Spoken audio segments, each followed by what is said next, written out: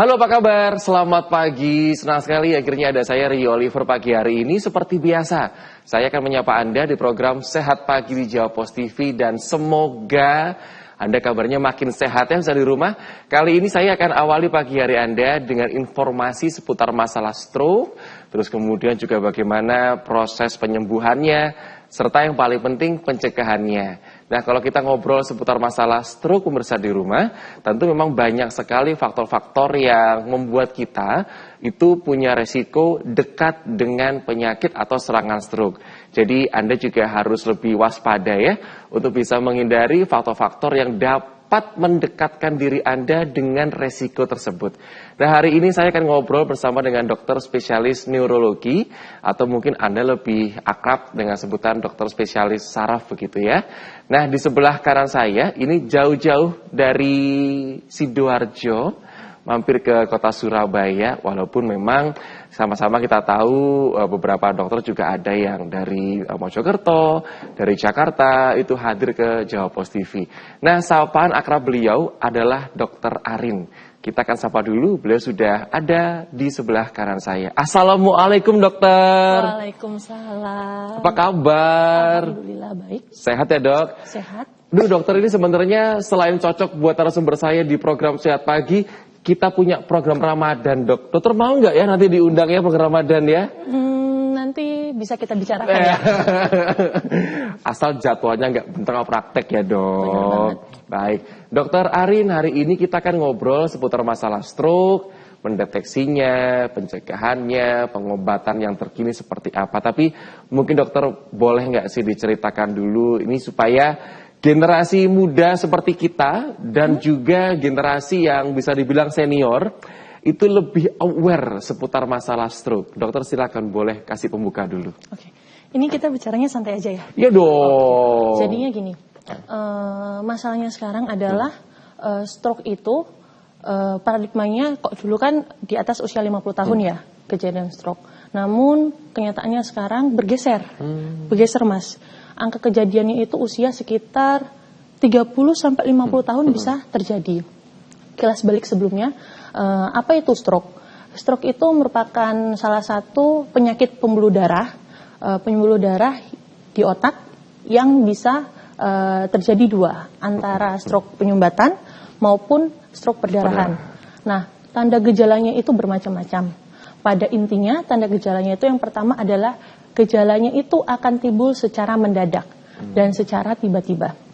Apa saja? Ada berbagai macam. Salah satunya kelemahan separuh tubuh, baik kanan maupun kiri. Kemudian kebas. Kebas itu bisa berupa kebas, kesemutan, rasa tebal, rasa seperti tersengat listrik pada sebelah kanan dan kiri. Pelo. Pelo itu seperti cadel ya. Pelat. Nah, benar bahasa Jawanya pelat. Biasanya itu pasien tidak bisa melafalkan konsonan seperti mama, kakak, rarara. Jadi jika teman, kerabat atau keluarga yang memang memiliki gejala tersebut, harapan dokter neurologi ya, itu segera ke instalasi gawat darurat. Selain itu ada lagi mas, yang paling sering di dianak-duakan, yaitu nyeri kepala. Nah, jadi jangan sekali-sekali menganggap sepele nyeri kepala itu sendiri. Karena nyeri kepala itu bisa menjadi salah satu tanda pertanda dari stroke. Nyeri kepala yang seperti apa? Nyeri kepala yang hebat, yang mungkin sebelumnya pasien belum pernah terasakan. Dan itu biasanya kuncinya lagi, pertama, mendadak atau secara tiba-tiba. Nah, itu juga sebagai gambaran ya, semoga kita bisa lebih waspada lagi bersama di rumah. Karena memang kalau kita ngobrol seputar masalah stroke, itu kalau penanganannya cepat. Nah, harapannya untuk para pemirsa di rumah bisa sembuh dan juga kembali seperti sedia kala itu akan makin besar. Karena yang saya tahu kalau nggak salah ya dokter Arin itu kan ada golden periodenya bukan ya dokter ya? Ya benar sekali. Jadi harapannya itu kan kalau misalkan tertangani pada saat masa golden periode itu bisa sembuh optimal ya dok? Gimana? Ya, jadi gini, terima kasih. Coba menjawab ya. Jadi untuk penanganan stroke itu memang ada golden period. Untuk golden periodnya itu jika pasien mengalami gejala yang saya sebutkan itu kurang dari 4,5 jam, itu merupakan waktu emas. Sebaiknya sesegera mungkin ke instalasi gawat darurat rumah sakit. Karena kenapa? Semakin cepat, jadi setiap detik, setiap menit, setiap jam, semakin lama penanganannya, itu semakin sel-sel yang di otak, sel-sel saraf itu akan rusak. Karena sekali sel saraf, nah khasnya, istimewanya sel saraf, satu dengan yang lainnya dibanding dengan organ-organ tubuh lainnya adalah jika satu sel saraf rusak, untuk kembali, untuk regenerasi itu sangatlah sulit. Dan sebenarnya gini, untuk protapnya menurut AHASA, golden period itu ada 4,5 jam, ada yang kurang dari 24 jam. Jika pasien memang sudah, kan ya namanya mungkin ada halangan atau apa, jangan berkecil hati, masih ada 6-24 jam pertama. 6-24 jam pertama tetap wajib hukumnya langsung ke instalasi gawat darurat. Karena kenapa? Nanti di situ penanganannya ada beda. Jadi algoritmanya gini. Jika pasien terkena stroke atau memiliki gejala stroke, 4,5 jam awal itu kita screening mas. Jadinya ceritanya itu kita lakukan CT scan. Apa gunanya imaging? Imaging itu berguna untuk melihat apakah ada tanda pembengkakan otak, tanda perdarahan otak, atau tanda sumbatan. Karena setiap stroke itu kan beda penanganan ya. Penanganannya itu ada banyak macam. Jadinya entah stroke perdarahan atau penyumbatan itu dua jalur yang berbeda. Ibaratnya kanan dan kiri. Misalkan pada pasien itu terdiagnosa ternyata gambaran CT scan tidak ada perdarahan. Maka kami dari neurolog atau dokter jaga instalasi gawat darurat akan mendiagnosa sebagai stroke iskemik atau stroke infark atau stroke penyumbatan. Nah, langkah apa? Jika kurang dari 4,5 jam, itu kita bisa melakukan RTPE atau IV thrombolysis. Itu bisa dilakukan, dan jika lebih dari 4,5 jam sampai 6 jam, itu akan bisa dilakukan trombektomi, mechanical trombektomi. Atau sering kita kenal itu kateterisasi atau cerebral angiografi. Dan itu ada alurnya ya. Jadi stroke itu kan banyak macam. Ada yang penyumbatan pembuluh darah kecil, ada penyumbatan pembuluh darah besar. Nah, biasanya yang di mechanical trombektomi itu adalah pembuluh darah besar. Begitu. Oke, jadi semoga Anda juga lebih paham dan juga lebih aware lagi ya. Karena kan zaman sekarang itu kan banyak hoax yang bermunculan. Tapi yang paling penting tujuan Dr. Arin hadir hari ini untuk bisa mengedukasi Anda, supaya Anda bisa mengetahui sebenarnya bagaimana langkah penanganan yang tepat seputar masalah stroke. Kita akan coba untuk jeda terlebih dahulu, tapi yang pasti kalau Anda mau ketemu sama Dr. Arin, jadi sehari-hari beliau itu berpraktek di Rumah Sakit Siti Khadijah Sepanjang Sidoarjo. Kami akan segera kembali untuk menyapa Anda di program Sehat Pagi.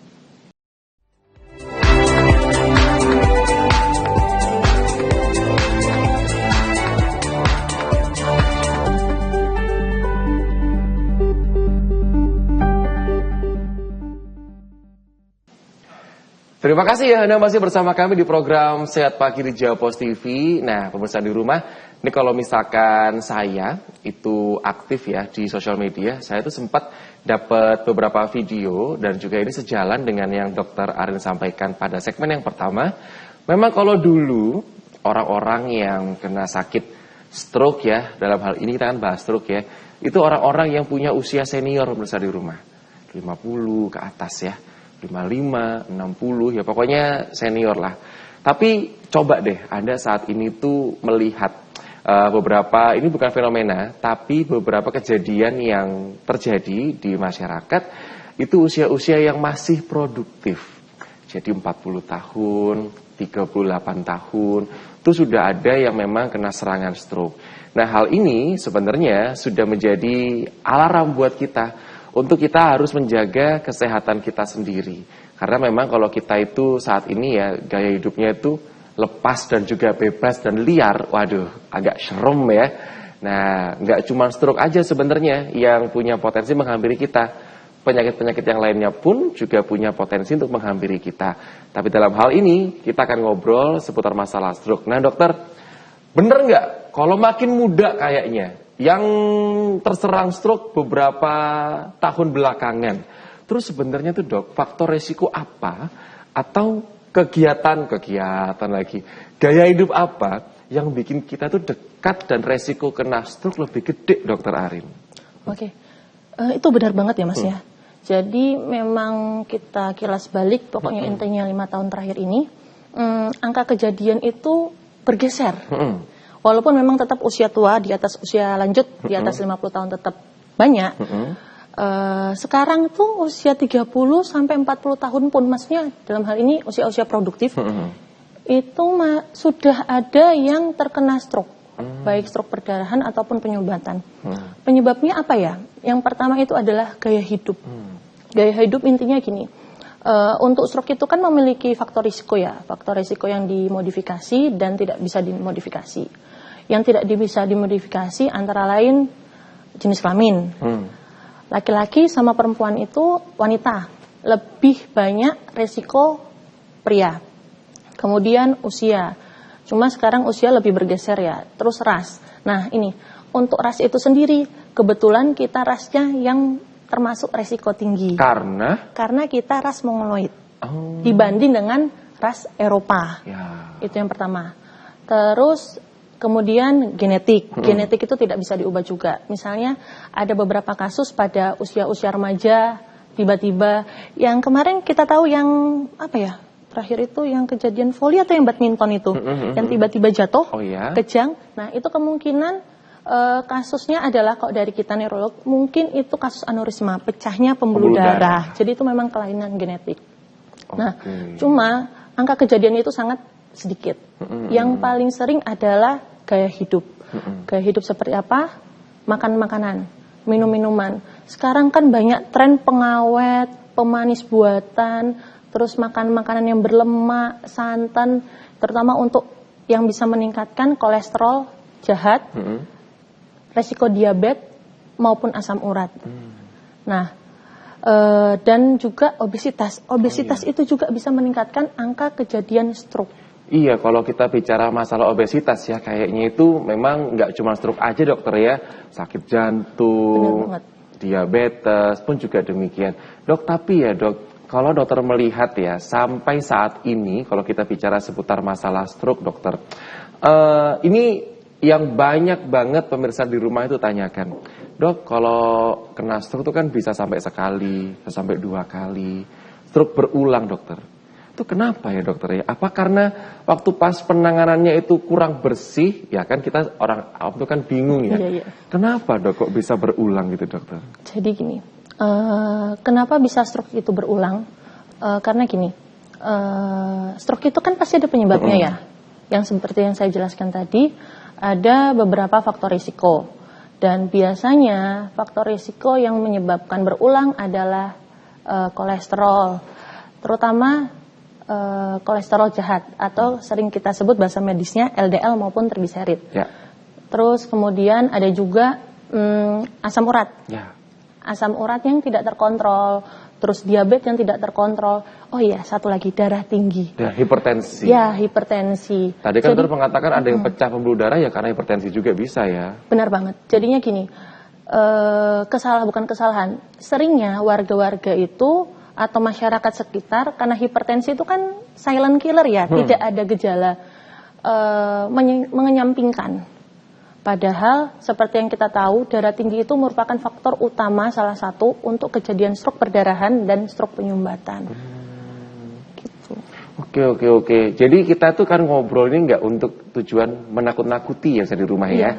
Tapi kita ini memang memberikan kepada Anda edukasi bahwa kalau kita tuh tidak menjaga kesehatan tubuh kita, itu resikonya macam-macam. Dan kita juga akhirnya jadi tahu nih, oh kalau ternyata stroke, itu memang ada beberapa faktor yang bisa menyertainya. Seperti kalau orang yang punya hipertensi nggak terkontrol, atau biasanya itu sebutan darah tinggi ya, diabetes yang tidak terkontrol, gaya hidup sehat yang nggak terkontrol, itu juga punya resiko kita lebih dekat dengan stroke. Jadi kalau Anda kepengen untuk jauh dari resiko stroke, ya faktor-faktor yang itu ya coba untuk bisa dihindari. Makan yang sehat, olahraga, jangan cemas pikirannya, stres. Bener banget. Jadi gini, kadang itu, tapi ini lebih cenderung ke usia yang di atas 50 tahun ya. Oh bener banget. Jadi gini, jika pasien yang sudah terdiagnosa stroke di atas 50 tahun, kecenderungan kecemasan itu meningkat. Padahal kita tahu pasien stroke itu harus dibuat happy lah intinya. Iya. Tidak boleh ada, kalau bahasa sekarang harus positive thinking. Karena memang apa yang kita pikirkan itu bisa berpengaruh dengan apa yang akan terjadi. Jadi memang kalau misalnya sudah terjadi stroke mah ini memang jadi PR bagi keluarga dan pasien. Jika pasien sudah terdiagnosa stroke, memang harus telaten bahasanya untuk terapi dari stroke itu sendiri. Karena memang pengobatan stroke untuk rehabilitasinya itu tidak sesingkat seperti batuk pilek, terus demam berdarah. Namun itu harus pengobatan rutin, gitu sih. Jadi memang saya paham caregiver tuh kalau istilah bahasa kerennya ya. Jadi keluarga itu memang terkadang kalau misalkan mendampingi orang yang stroke itu pasti punya rasa kayak kesel, jengkel, dongkol, capek gitu ya. Tapi Anda harus tahu juga orang yang kena stroke ini juga nggak kepengen kena stroke. Orang yang kena stroke ini tuh juga punya kecemasan. Aduh, aku dulu bisa ngapa-ngapain, sekarang nggak bisa ngapa-ngapain. Nah, biasanya emosi mereka itu memang tidak stabil. Nah, kita-kita yang sehat ini tugasnya memang saya rasa nggak enteng juga, memang berat. Tapi ayo sama-sama kita bekerja sama agar supaya orang yang kita rawat ini bisa pulih lebih baik, setidaknya bisa mendapatkan kesembuhan yang paling optimal dan juga maksimal. Nah, kita akan coba untuk jeda dulu. Habis jeda ini ada pertanyaan yang masuk, salah satunya dari Kota Semarang. Jauh ya? Ya wes, kita akan break dulu, kami akan segera kembali.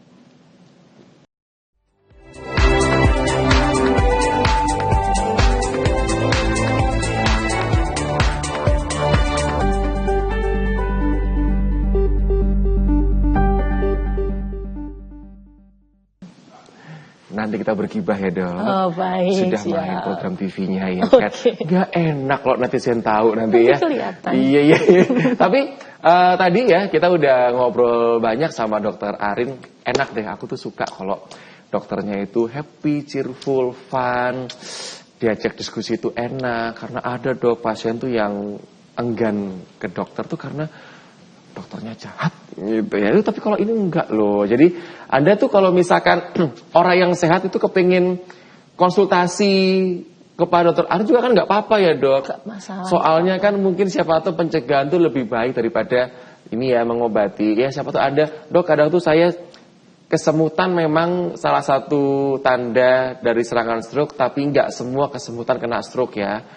Bisa jadi Anda memang duduknya itu nekuk terus gitu ya, bisa jadi Anda kurang olahraga, itu juga bisa kesemutan. Jadi ntar Anda cemas lagi, aduh dokter Arin bilang kesemutan, lah aku kesemutan nih gimana, stroke dong ini. Hey, jangan dulu, kan ada hal-hal yang lainnya juga. Dok mohon izin, ini jauh dari Semarang, saya bacakan dulu ya dok. Pertanyaannya, usia Bapak Bambang ini itu 60 tahun dokter. Nah, kebetulan beliau ini tuh memang punya penyakit yang diderita, tapi terkontrol ya. Jadi kardiovaskularnya Pak Bambang ini itu adalah jantung koroner karena iskemik. Ini kalau Bapak Bambang ini bahasanya udah tingkat tinggi, berarti Bapak udah sangat-sangat ahli ya untuk mengetahui penyakitnya gitu. Nah dokter, apakah saya itu punya kecenderungan untuk terkena stroke iskemik juga ya? Yang tadi dokter sampaikan di awal. Oh iya.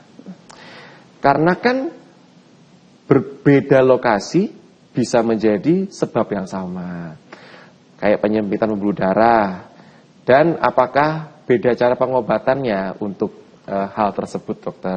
Mohon dong dok kasih pencerahannya. Ini sekaligus juga mungkin untuk pemirsa di rumah yang punya sakit sama seperti Pak Bambang gitu. Monggo dok, bagaimana? Jadinya ya benar, pada pasien dengan terdiagnosa ini jantung koroner ya, atau biasanya ischemic heart disease, itu menjadi salah satu faktor risiko angka terjadinya stroke, yaitu stroke penyumbatan. Nah, seperti yang kita tahu, stroke penyumbatan itu dibagi dua lagi, ada stroke ischemic, ada stroke ischemic infarct atau emboli. Nah, yang bisa menyebabkan terjadinya stroke pada kasus ischemic heart disease atau penyakit jantung koroner adalah stroke emboli. Kok bisa terjadi? Jadi gini, di jantung itu ada plak atau ada timbunan lemak. Nah, jika tidak terkontrol dengan pengobatan-pengobatan jantung ya biasanya entah itu yang mengontrol heart rate, entah itu untuk darah tingginya atau asupan untuk nutrisi ke jantungnya, itu bisa jalan, Mas.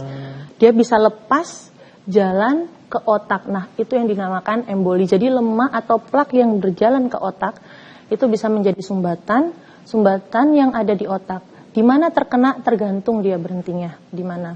Nah, makanya kenapa kejadian stroke emboli itu biasanya umumnya sih lebih berat. Makanya kalau memang pasien atau Pak Bambang ya tadi ya? Pak Bambang, betul. Pak Bambang terdiagnosa ischemic heart disease ataupun penyakit jantung koroner, sebaiknya jantungnya harus dikontrol juga. Nah, jadi kata kunci itu terkontrol ya dokter ya. Jadi segala sesuatu yang terjadi di stroke itu pasti ada penyebabnya. Dari faktor resiko yang saya sebutkan tadi, kolesterol, asam urat, diabetes, darah tinggi, penyakit jantung koroner, sebenarnya banyak banget penyebabnya. Tapi yang paling tersering itu, kuncinya itu harus terkontrol. Kalau tidak terkontrol, rekurensi atau kekambuhan itu bisa terjadi. Jangankan kena stroke, kena serangan jantung berulang tuh juga bisa. Bisa, jadinya nggak usah ke otak dulu, ke jantungnya pun bisa berulang. Makanya itu kata kuncinya bisa di rumah ya, terkontrol. Banyak loh orang-orang yang kena diabetes, tapi sampai masa tua itu happy, sehat, berbahagia tuh banyak. Dan juga orang-orang yang memang punya penyakit jantung, pernah pasang ring, terkontrol, happy, nyetir sendiri, bahagia, banyak banget. Tapi juga ada yang punya diabetes, punya sakit jantung, hipertensi, jarang ke dokter, obatnya diminum sesuka-suka hatinya, kadang-kadang diminum, itu juga kadang-kadang kan, aduh minum enggak gitu. Nah itu yang meningkatkan resikonya dokter ya. Iya benar. Nah dok, sekalian sebelum jeda iklan, ini juga kan kata kunci terkontrol dokter. Pastilah masyarakat tuh bilang gini, dok, saya tuh pengennya herbal, misalkan ya. Atau ini dok, dia. Ya kan, kenapa dok? Banyak banget mas, jadinya kasus-kasus saya. Monggo, pertanyaannya dulu silakan. Seru soalnya, misalnya herbal. Kalau obat medis itu kan bahan kimia dok. Nanti kalau saya minum obat terus kena ginjal dok. Kena liver dok, nanti malah jadi penyakit gitu. Makanya saya tuh kurang-kurangi dok. Saya modifikasi sama herbal, sama tumbuh-tumbuhan, sama daun-daunan. Misalkan, monggo dok, kasih edukasinya. Jadi gini sebenarnya, sobat sehat. Saya panggilnya sobat sehat ya. Boleh ya. Jadi untuk herbal itu sendiri, tidak ada, kok di dunia medis itu tidak ada evidence based medicine-nya. Jadinya tidak ada dasar ilmiahnya. Jadi dari para dokter maupun mau sakit saraf, mau sakit jantung, mau sakit diabetes, mau stroke, mau PJK, itu kami itu tidak bisa menjamin apakah obat herbal itu aman atau tidak. Karena memang belum ada lisensinya atau evidence based medicine-nya. Kalau misalnya, gimana dok, kok misalnya kita menggunakan obat herbal, jadi gini, kalau dari saya pribadi, untuk obat herbal yang berupa bubuk, atau racikan, atau sudah berupa kemasan, itu saya sarankan tidak sama sekali. Kalau memang obat herbalnya mau buat sendiri, misalnya, kan sekarang banyak yang pon-pon ya mas ya? Yang pon-pon. Pon-pon, jahe, serai, direbus, itu tidak masalah. Pokoknya herbalnya itu kaitannya dengan alat dapur lah, bahan dapur itu tidak masalah. Tapi kalau sudah bentukannya bubuk, atau memasukkan segala sesuatu ke dalam tubuh, atau ada intervensi yang kaitannya mungkin pembuluh darah dan lain-lain, itu saya sarankan tidak usah. Dan untuk obatnya gimana dok? Apakah aman atau tidak? Kan obat stroke itu minum rutin, obat darah tinggi itu minum rutin, obat diabetes itu minum rutin. Tidak apa-apa, karena pengobatan itu sesuai dengan penyakitnya. Justru misalnya stroke atau darah tinggi lah, itu kan aliran darahnya deras ya. Ginjal itu ibaratnya saringan. Kalau aliran darahnya deras, plaknya atau lumut, kok selang banyak lumutnya terus ujungnya saringannya itu mampet, malahan justru memberatkan kerja ginjal itu sendiri.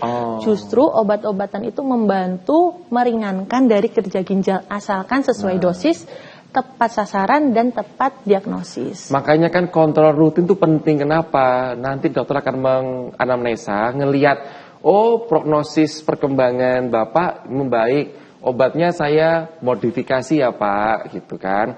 Atau pas dilihat, oh Bapak kok kayaknya belum sesuai target nih penyembuhannya, saya modifikasi ya Pak obatnya. Justru itulah pentingnya kontrol rutin ya dokter ya. Benar banget. Makanya kadang-kadang itu kan kita nggak pernah kontrol, obatnya itu terus, ya itu juga bakal salah.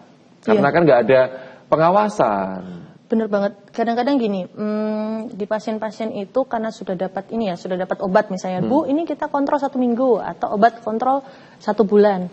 Kemudian merasa obatnya itu bisa beli di tempat bebas. Nah, dia copy resep lah sendiri tanpa resep dokter, tanpa kontrol. Tahu-tahu tensinya tidak terkontrol, tahu-tahu diabetesnya tidak terkontrol, tahu-tahu ternyata terjadi beberapa komplikasi. Nah, itu sebenarnya yang tidak baik. Sebaiknya tetap untuk pasien-pasien penyakit kronis, salah satu ini kasusnya stroke ya, kita bicara stroke, itu kontrol merupakan kewajiban utama. Nah, apalagi nih ya, kalau kita udah nggak pernah kontrol, terus pakainya herbal, tadi kan rebus-rebus, Anda tahu ampasnya itu juga bahaya loh. Iya kan dokter ya? Ya, herbal itu kan ada ampasnya. Anda kalau nggak tahu takarannya, nggak ngerti ininya, bagaimana? Kalau obat ada takarannya nih, misalkan kayak obat apa gitu ya, amlodipin atau apa kan ada 5 mg lah apa-apa, itu ada takarannya. Nah, kalau Anda herbal, mau takaran seperti apa? Terus ampas-ampasnya bagaimana? Dipikirkan juga, malah kerja ginjalnya makin berat. Benar. Nah, tujuannya Anda malah memelihara ginjal, gara-gara herbal yang nggak jelas, malah makin berat nih kerja ginjalnya. Tapi kita jeda dulu ya. Habis gini saya mau tanyain dok, kalau begitu untuk orang yang sudah terkena stroke. Nah, ini perawatannya bagaimana? Karena kan ya, kita sama-sama paham untuk kena stroke itu kan merupakan kerja tim ya, tim keluarga. Kita akan break dulu, kami akan segera kembali.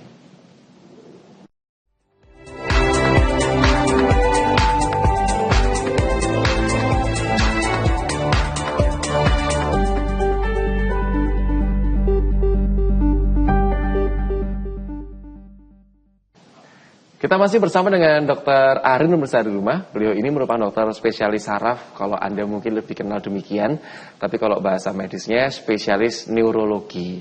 Nah, beliau ini sehari-hari itu berpraktek di Rumah Sakit Siti Khadijah sepanjang Sidoarjo. Nah, buat Anda memang yang warga-warga Trosobo, Krian, Wiyung ya, terus Panjang, Waru, memang lebih dekat ke arah sana. Nah, di Siti Khadijah itu memang lengkap ya, ada tim dokter yang juga besti-bestinya Dr. Arin, dan termasuk juga Dr. Arin di situ. Jadi kalau ada seandainya mungkin kayaknya enak nih Rio, dokternya diajak konsultasi. Oh iya enak emang. Nah, boleh ketemu sama Dr. Arin ya di rumah sakit tersebut.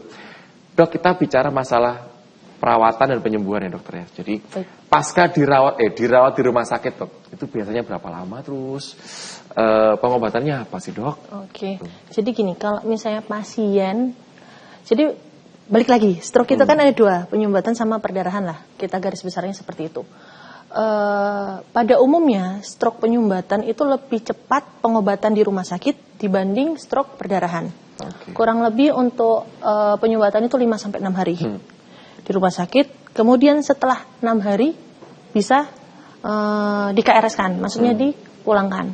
Nah, sini akhirnya pas di rumah itu menjadi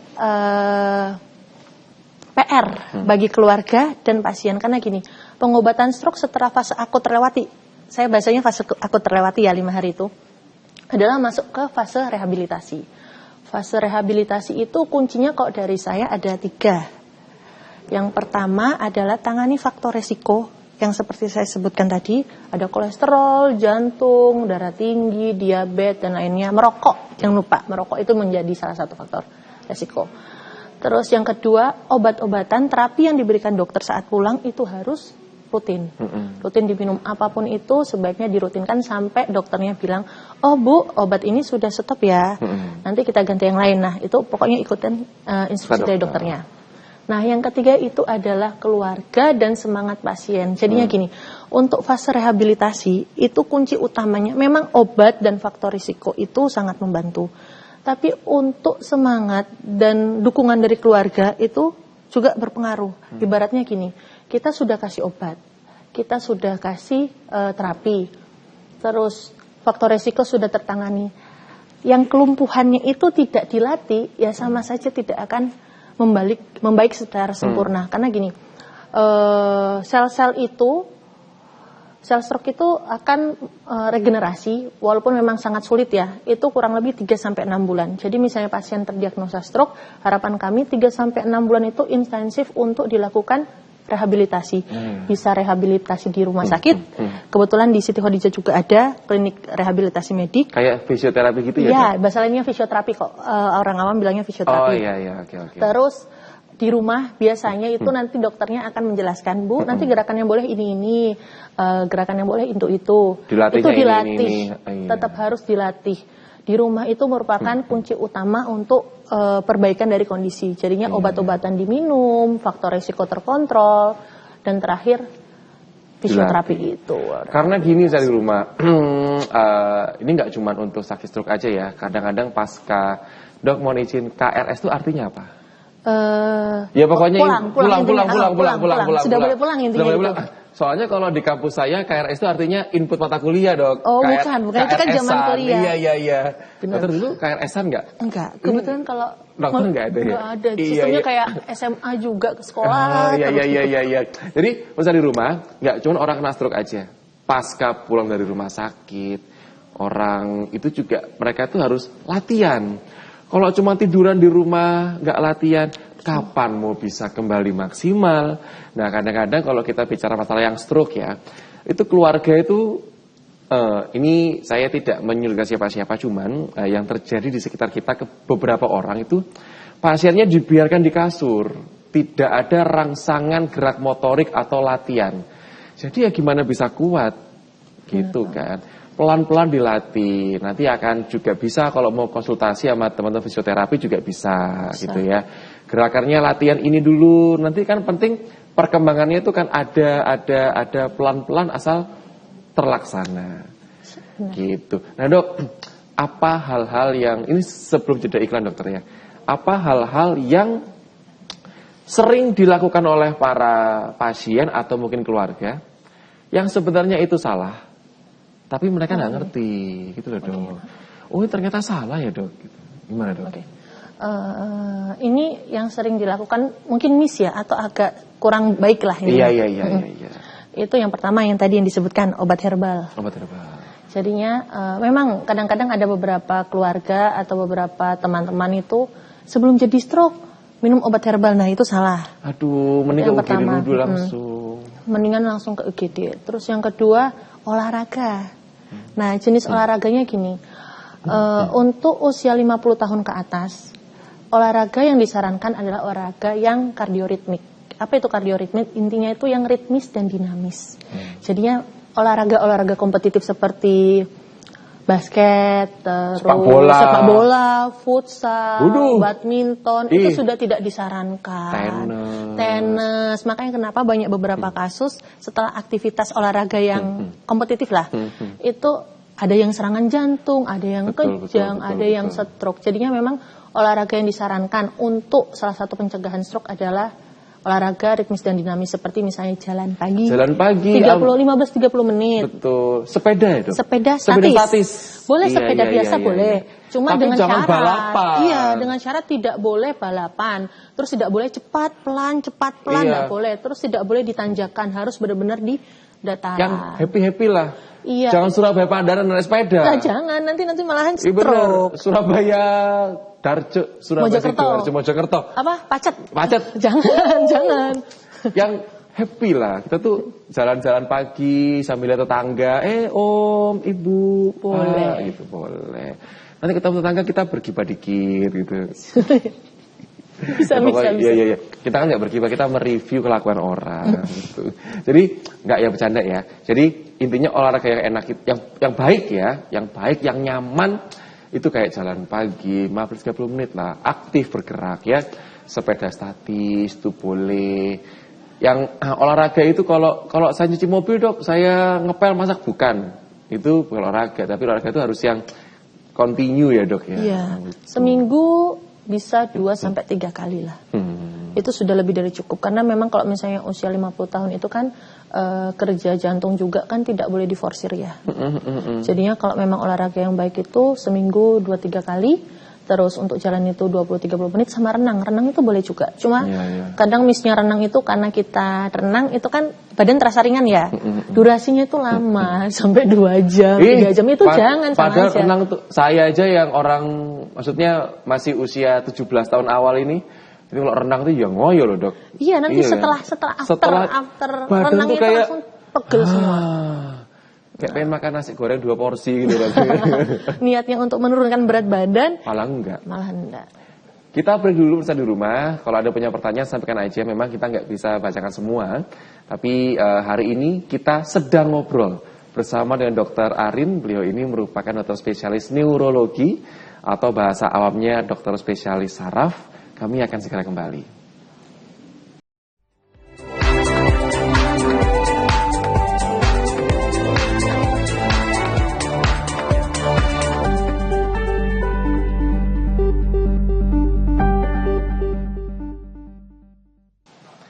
Ini ada yang menarik ya pemirsa di rumah, mau dijelaskan juga sama Dokter Arin. Pemirsa di rumah, stroke itu entah usia dewasa, senior, usia muda, itu kan memang kita ngelihat faktor yang menyebabkan ya. Jadi kalau kita memang punya faktor resiko karena nggak jaga pola hidup, gaya hidup, ya bisa kena juga.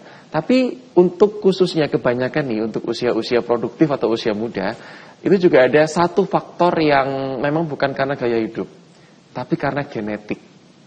Atau mungkin kalau orang awam tuh bilangnya, ini bawaan lahir, gitu ceritanya. Gimana dok maksudnya?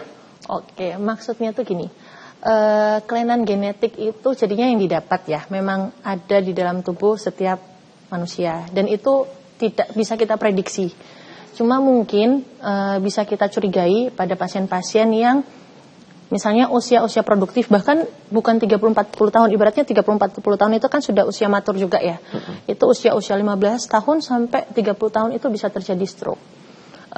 Gimana? Salah satu tanda gejalanya adalah nyeri kepala. Misalnya pasien datang dengan nyeri kepala, tidak ada perbaikan dan hebat, nah itu kita patut curigai. Nah, bagaimana cara penanganannya? Pertama, mungkin karena tidak ada gejala akut yang mendadak seperti stroke pada umumnya yang misalnya kelemahan separuh tubuh atau kebas atau pelo, maka di sini bisa dilakukan DSA. DSA itu cerebral angiography atau bahasa awamnya kateterisasi.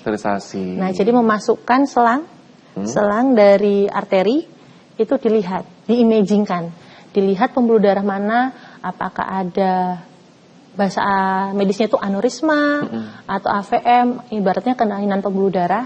Entah itu pembuluh darahnya itu jadi membentuk seperti balon atau seperti iketan buntelan atau varises bahasanya. Varises kalau kita tahu yang di kaki. Itu bisa terjadi varises di otak. Itu bisa dideteksi dengan DSA ataupun kasus-kasus yang bisa mengakibatkan stroke iskemik atau stroke penyumbatan, yaitu stenosis. Nah, stenosis itu pun bisa dilihat dari DSA. Imagingnya itu memang cukup kompleks karena kita harus lakukan di ruangan OKA ya. Tapi itu merupakan gold standar untuk pasien-pasien yang memang dicurigai adanya kelainan pembuluh darah pada otak. Dan jika pasien itu memang terjadi atau terdiagnosa adanya aneurisma, AVM ataupun stenosis, itu memang ada protapnya sendiri, harus ada dilakukan tindakan minimal invasif. Ya untuk mencegah supaya nggak sampai ini ya dok berarti ya. Jadi gini, walaupun gini faktor genetik itu kan ada. Pasien ini sudah ada aneurisma, misalnya aneurismanya tidak besar lah, atau stenosisnya tidak terlalu menyempit. Jadi pasien itu bisa lebih waspada atau lebih aware untuk faktor resiko lainnya. Karena misalnya pasien itu tidak ada kelainan genetik, angka kejadian untuk stroke lebih rendah dibanding pasien yang punya genetik. Bayangin pembuluh darahnya misalnya lebih kecil. Nanti lebih kecil, otomatis angka kejadian penempelan plak dan penyumbatan lebih besar. Tapi sebelum itu, jika memang pasien sudah terdiagnosa, misalnya stenosis itu kan ada beberapa derajat ya, ada yang di bawah 60%, ada yang di atas 60%. Nanti itu memang ada intervensi, neurointervensi khusus. Nanti itu biasanya akan ada pertimbangan pemasangan digistent kalau untuk yang pasien-pasien dengan stenosis. Tapi kalau misalnya aneurisma atau AVM itu mungkin ada pertimbangan lainnya juga. Memang ada tindakan minimal invasifnya itu ada yang clipping, ada yang coiling untuk mencegah supaya tidak terjadinya kejadian stroke. Karena kejadian stroke pada pasien-pasien yang mempunyai genetik itu lumayan tinggi. Iya, ini ternyata udah bisa ya. Saya kira itu soalnya dok di luar negeri ya, itu kan Angelina Jolie itu dia punya waktu pas dia memeriksa ternyata dia itu punya resiko kena kanker payudara itu gede gitu. Akhirnya Mbak Angelina Jolie itu mengambil payudaranya dok sekarang itu. Jadi udah nggak pakai, sekarang itu pakainya implan karena biar dia itu nggak kena kanker payudara di kemudian hari karena dia punya gen kanker payudara itu gede gitu waktu pas periksa di negaranya sana, rumah ke sana gitu. Nah berarti itu kan yang diambil Angelina Jolie merupakan langkah pencegahan. Sama kayak ceritakan tadi ya? Iya, jadinya gini, untuk kasus-kasus yang dengan kelainan pembuluh darah ya, itu memang kalau misalnya memang sudah ada gejala seperti nyeri kepala yang berulang dengan pengobatan kok tidak membaik, usia muda, faktor resiko tidak ada, itu patut dicurigai, bisa dilakukan pencegahan dengan dengan melakukan tindakan serebar angiografi. Jadi kita bisa screening nih, oh pasien ini ternyata beresiko terjadinya stenosis dan akhirnya bisa jadi stroke iskemik. Oh pasien ini ada aneurisma atau ballooning atau maksudnya pembuluh darahnya itu seperti varises atau agak membesar. Itu bisa tuh kita clipping atau kita coiling tergantung dari kasusnya itu. Dan kebetulan di rumah sakit saya itu sudah ada neurointervensionis dan sudah bisa dilakukan tindakan seperti itu. Ibarat kata itu neurointervensionis itu pokoknya dokter salaf yang bisa untuk mengambil tindakan langkah pencegahannya. Siap, intervensi. Ya benar. Jadinya biasanya itu kaitannya sama cold stroke juga. Ya. Jadinya yang tadi saya bilang yang RTPA, yang IV thrombolysis misalnya golden period kurang dari 4,5 jam. Terus datang ternyata memang didiagnosa iskemik, terus ternyata sudah dilakukan IV thrombolysis ternyata tidak adekuat, terus habis itu dilakukan imaging lagi CTA, ternyata tempatnya pembuluh darah besar. Nah, itu bisa kita lakukan lagi mechanical thrombectomy. Nah, itu intervensionis juga yang jadi makanya sudah ada layanan intervensi lah ya pokoknya ya, supaya nggak sampai terjadi keparahan yang tidak kita harapkan. Gitu. Kita nggak kerasa ya mau segmen terakhir. Nah, kita iklan dulu. Habis itu nanti saya akan tanyakan dok, apa nih tips-tipsnya itu ya. Atau mungkin juga buat orang-orang yang stresnya tinggi, nggak capek, stres terus, itu kan juga bisa mempengaruhi ini ya dok katanya tuh apa? Saraf pikiran otak gitu ya. Oh iya. Ya itu pokoknya lah. Break dulu ya. Bisa. Iklan bentar, kami akan segera kembali untuk menyapa Anda.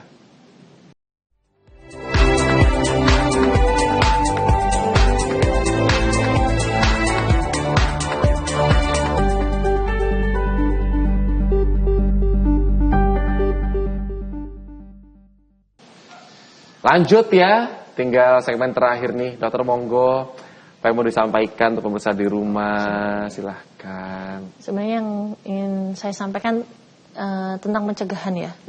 Jadi memang gini, seperti yang saya awal sebutkan, angka kejadian stroke ini bergeser paradigmanya.